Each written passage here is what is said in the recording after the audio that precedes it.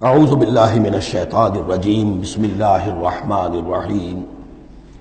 اب کافی عرصے کے بعد منافقین کا تذکرہ قرآن مجید میں ہو رہا ہے، چونکہ یہ ہم نے سورہ یونس سے لے کر اور سورہ مومنون تک جو 14 صورتیں پڑھی ہیں، ان میں تو سارا معاملہ تھا مشرکین عرب سے، کفار سے، مشرکین سے، ساری بحث ان سے تھی۔ کہیں کہیں گفتگو کا رخ جو ہے وہ اہل کتاب کی طرف ہوئے سخن، بغیر انہیں باضابطہ خطاب کیے ہوئے، اور یا پھر تیسرا خطاب حضور سے ہے ذاتی، اور حضور کی وساطت سے اہل ایمان کے ساتھ، اور ابھی وہاں نفاق کا کوئی اس قسم کا موجود نہیں تھا معاملہ کہ منافقین کے ساتھ کوئی رد و قضا ہوتی۔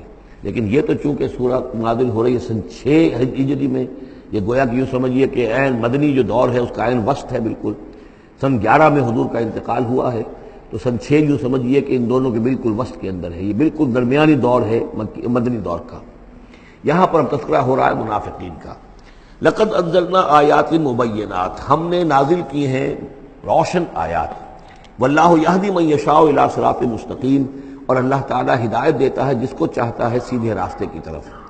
وَيَقُولُونَ آمَنَّا بِاللَّهِ، اور کچھ لوگ وہ بھی ہیں جو کہتے ہیں ہم ایمان لائے اللہ پر، وبالرسول، اور اللہ کے رسول پر، وَأَطَعْنَا، اور ہم نے اطاعت قبول کی۔ ثُمَّ يَتَوَلَّىٰ فَرِيقٌ مِّنْهُمْ، پھر ان میں سے ایک جماعت جو ہے پیٹھ موڑ کر جاتی ہے، من بعد ذالک، اس کے بعد، یعنی اب اس کے بعد یہ سب کچھ کہہ کر قول و قرار کر کے اطاعت کا یہاں دم بھر کر جاتے ہیں، لیکن پھر طرز عمل ان کا کچھ اور ہوتا ہے۔ وما اولئک بالمؤمنین، اور یہ لوگ حقیقی مومن نہیں ہیں۔ وَإِذَا دُعُوا إِلَى اللَّهِ وَرَسُولِهِ لِيَحْكُمَ بَيْنَهُمْ، اور جب انہیں پکارا جاتا ہے، بلایا جاتا ہے کہ آؤ اللہ کی طرف اور رسول کی طرف کہ ان کے مابین فیصلے کرے۔ یہ سورہ نساء میں ہم یہ سارے مضامین بڑی تفصیل سے پڑھ چکے ہیں کہ وہ لوگ چاہتے تھے کہ اپنے مقدمات جو ہیں وہ یہودیوں کی عدالت میں لے جائیں، اس لیے کہ حضور کے ہاں انہیں اندیشہ ہوتا تھا کہ یہاں تو بالکل صحیح فیصلہ ہو جائے گا۔ تو اس طرح کا جو ان کا کردار تھا، جب انہیں بلایا جاتا ہے اللہ کے اور اس کے رسول کی طرف کہ آؤ کہ وہ فیصلہ کرے تمہارے مابین، اذا فریق منہم معرضون، تو ان میں سے ایک گروہ اور ایک جماعت ایسی ہے جو اعراض کرتی ہے اور کرنی کترا جاتی ہے۔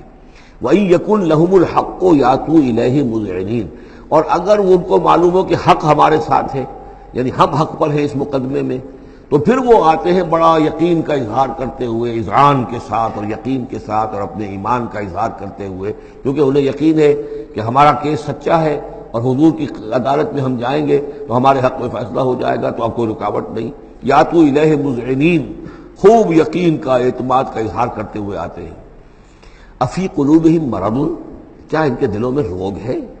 ام ارتابوا، یا یہ شکوک میں مبتلا ہو گئے ہیں؟ ام یخافون ان یحیف اللہ علیہم، یا انہیں یہ اندیشہ ہے کہ اللہ تعالیٰ جو ہے ان کے ساتھ ناانصافی کرے گا، ورسولہ، و اس کے رسول، بل اولئک هم الظالمون، نہیں بلکہ حقیقت میں یہی ظالم ہیں۔ ایمان کی اصل حقیقت سے چونکہ یہ محروم ہے، لہذا ساری غلطی ان کے اپنے کردار میں ہے۔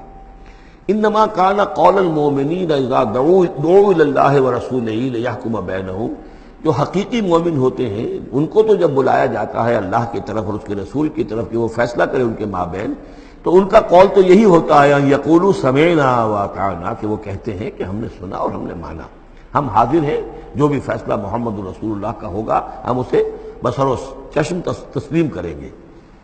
انما کان قول المؤمنین اذا دعوا الی اللہ ورسولہ لیحکم بینہم ان یقولوا سمعنا واطعنا واولئک هم المفلحون، اور یقیناً وہی لوگ ہیں جو پھر فلاح پانے والے ہیں۔ ومن یطع اللہ ورسولہ، اور جو اللہ کی اور اس کے رسول کی اطاعت کرتا ہے، ویخشى اللہ ویتقہ، اور اللہ کا خوف بھی رکھتا ہے، اس کا تقوی اختیار کرتا ہے، فاولئک هم الفائزون، تو یقیناً وہی لوگ ہیں کہ جو کامیاب ہونے والے ہیں۔ وہ اکثر کہتے ہیں، اللہ تعالیٰ کی قسمیں کھاتے ہیں اپنی امکانی حد تک، لئن امرتہم، اے نبی اگر آپ حکم دیں گے، لَيَخْرُجُنَّ، تو وہ لازماً نکل جائیں گے۔ آپ حکم دے دیا، میں ہم حاضر ہیں، ویسے میری یہ مجبوری ہے، یہ میری تکلیف ہے، یہ مسئلہ ہے، ویسے آپ حکم دیں گے اگر، تو میں بالکل حاضر ہوں۔ یہ آپ کو اب بھی معلوم ہوگا کہ ہماری جماعتی زندگیوں کے اندر یہ مسئلہ ہوتا ہے کہ کوئی امیر ہے، اس نے ایک بات کہی ہے، کھل کر اس نے کہہ دیا ہے کہ میں یہ چاہتا ہوں کہ معاملہ اس طرح کیا جائے۔ اب کچھ لوگ کرنے کا کتراتے ہیں، اچھا جی اگر آپ حکم دیں گے تو میں کروں گا۔ لیکن یہ کیا بات ہے، جب وہ امیر ہے آپ کا، وہ بات کہہ رہا ہے، تو اس کی بات کو آپ حکم کیوں نہیں سمجھ گئے؟ اسی طریقے سے حضور صلی اللہ علیہ وسلم نے جب فرما دیا ہے کہ نکلنا ہے، اب دشمن کے مقابلے کے لیے نکلو، اب وہ آپ چاہتے ہیں پی پی کال کر کے حضور ایک ایک کی خوشامد کریں کہ آئیے آپ ضرور نکلیے، خدا کے لیے ضرور چلیے، یہ حضور کرنے والے نہیں ہیں۔ واقسموا باللہ جہد ایمانہم، اور یہ اللہ کی قسمیں کھا کھا کر کہتے ہیں اپنی امکانی حد تک، لئن امرتہم، اے نبی آپ کا حکم ہوگا تو میں حاضر ہوں، لیخرجن، ہم ضرور نکلیں گے۔ قل لا تقسموا، اے نبی ان سے کہیے تم قسمیں مت کھاؤ، طاعۃ معروفہ، معروف طریقے پر اطاعت اختیار کرو۔ تم نے اعلان کیا ہے کہ تم مجھ پر ایمان لائے ہو، تم نے اعلان کیا ہے کہ تم مجھے اللہ کا رسول سمجھتے ہو، اب جو میں کہہ رہا ہوں اسے قبول کرو، اختیار کرو۔ یہ کیا ہے کہ میں کسی کو ایک ایک کو علیحدہ علیحدہ حکم دوں؟ ان اللہ خبیر بما تعملون، یقیناً جو کچھ تم کر رہے ہو اللہ اس سے باخبر ہے۔ قل اطیعوا اللہ واطیعوا الرسول، اے نبی کہہ دیجئے۔ اب دیکھیے نوٹ کر لیجئے، سورہ نساء میں نے تفصیل سے آپ کو بیان کیا تھا کہ منافقین پر تین ہی چیزیں بھاری تھیں۔ نمبر ایک، حضور کی شخصی اطاعت کرنا۔ نمبر دو، جہاد اور قتال کے لیے نکلنا۔ نمبر تین، ہجرت۔ تین ایشوز کے اوپر بڑی تفصیل سے وہاں گفتگو ہو چکی ہے۔ یہاں اطاعت رسول کو جو ہے، جو پہلا مضمون تھا سورہ نساء میں، اسی کو زیادہ موقت کیا جا رہا ہے۔ قل اطیعوا اللہ واطیعوا الرسول، کہیے ان سے اطاعت کرو اللہ کی، اطاعت کرو اس کے رسول کی صلی اللہ علیہ وسلم۔ فإن تولوا، پھر اگر یہ پیٹھ موڑ لے، اگر تم منہ پھیرو گے، اگر منہ موڑ لو گے، فإنما علیہ ما حمل، تو سن لو ہمارے نبی پر ذمہ داری ہے اس کام کی جو ہم نے ان پر ڈالا ہے۔ وعلیکم ما حملتم، اور تم سے باز پرس ہوگی اس کی جو تمہارے اوپر ڈالا گیا ہے۔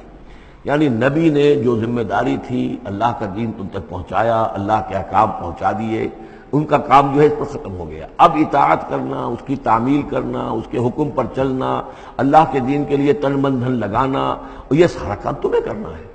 تو جو ان کی ذمہ داری ہے وہ ادا کریں گے، اور اللہ کے ہاں ان سے ان کے بارے میں سوال کر لیا جائے گا، اور جو تمہاری ذمہ داری ہے ظاہر بات ہے کہ اس کے جواب بھی تمہیں کرنی ہے۔ اس میں یہ بھی ہوتا ہے بسا اوقات کہ کسی شخص کو یہ گمان ہو جائے، ظاہر بات ہے میں نے آپ کو سنایا تھا کہ ایک شخص نے کہہ دیا تھا حضور سے، اے دل یا محمد، اے محمد عدل سے کام لیجیے صلی اللہ علیہ وسلم، بڑی گستاخی کے ساتھ اس نے کہا، گویا کہ الزام لگایا کہ آپ یہ جو صدقات کی جو تقسیم کر رہے ہیں یا مال غنیمت تقسیم کر رہے ہیں، اس میں آپ عدل سے کام نہیں لے رہے۔ تو حضور نے بھی غصے میں جواب دیا تھا کہ انما عدل فلم یا عدل، اگر میں عدل نہیں کروں گا تو کون کرے گا۔ اسی طریقے سے ہو سکتا ہے کسی جماعتی زندگی کے اندر کوئی امیر ہے اور اس سے کوئی شخص یہ محسوس کرے، اس کا ساتھی، کہ مجھ پر زیادتی کی ہے انہوں نے، امیر نے زیادتی کی ہے، کوئی بات نہیں، امیر نے زیادتی کی ہے تو امیر اس کی جواب دہی اللہ کے ہاں کر لے گا، اللہ تعالیٰ کے ہاں جواب دہی ہو جائے گی، اور اگر ہو سکتا ہے اس کے کچھ جو بھی نیکیاں ہے وہ تمہارے حساب میں اللہ تعالیٰ درج کر دے، لینا دینا وہاں ہو جائے گا، ڈیبٹ کریڈٹ ہو جائے گا۔ لیکن اس کا مطلب یہ ہو کہ ناراض ہو کر بیٹھ رہا ہو کہ اب اپنی ذمہ داری ادا نہیں ہو رہی، تو پھر تو جواب دہی تمہاری ہو جائے گی اللہ کے ہاں، ایکسپلینیشن کال تمہاری ہو جائے گی کہ ناراض ہو کر بیٹھ رہے ہیں کیونکہ انہوں نے میرے ساتھ یہ کیا ہے، لہذا میں بس اب کام کچھ نہیں کروں گا۔ یہ تو گویا کہ ایک منفی طرز عمل ہے، تمہیں جواب دہی کرنی ہے اپنے فرائض کی، اپنی ذمہ داریوں کی۔ تو یہ جماعتی زندگی سے متعلق بعض بہت اہم ہیں جو مباحث اس سورہ مبارکہ میں آئے ہیں، اور ان میں سے بعض ہمارا جو منتخب نصاب نمبر 2 ہے، جو اس سورہ مبارکہ کی آخری آیات ہیں، وہ اس کے ایک درس کی حیثیت سے اس میں شامل ہے۔ جو جماعتی زندگی جو ہے، جب ایک جماعت بنانی پڑے گی، اگر دین کا کام کرنا ہے تو اکیلے اکیلے تو نہیں ہو سکتا، جماعت کا نظم ہو، ایک ڈسپلن ہو، ایک حزب اللہ وجود میں آئے، جو سورہ مائدہ میں ہم دیکھ آئے ہیں، فإن حزب اللہ هم الغالبون، غلبہ جو ہے تو وہ حزب اللہ کو اللہ تعالیٰ دیتا ہے، ید اللہ علی الجماعہ، جماعت کے اوپر اللہ کا ہاتھ ہے، جماعت کی کو اللہ کی نصرت اور تائید حاصل ہوتی ہے۔ اس جماعتی زندگی کے بعد ایسے نفسیاتی معاملات ہوتے ہیں، اور اس کے اندر بعض ایسے حساس مسائل ہوتے ہیں کہ جن کے بارے میں بڑی عمدہ رہنمائی دی گئی ہے مختلف مقامات پر، ان پر ہم نے پھر مرتب کیا ہے منتخب نصاب، مطالعہ قرآن حکیم کا منتخب نصاب نمبر 2۔ قل اطیعوا اللہ واطیعوا الرسول، ان پر جو ذمہ ہے وہ ان کی اپنی ذمہ داری کا، اور تمہارے اوپر جو بوجھ ہے، جو تمہاری مسئولیت ہے، وہ تمہاری ذمہ داری کی۔ وَإِن تُطِيعُوهُ تَهْتَدُوا، اور جان لو یہ اللہ کے رسول ہیں، اگر تم ان کی اطاعت پر کاربند رہو گے تبھی تم ہدایت یافتہ ہوگے۔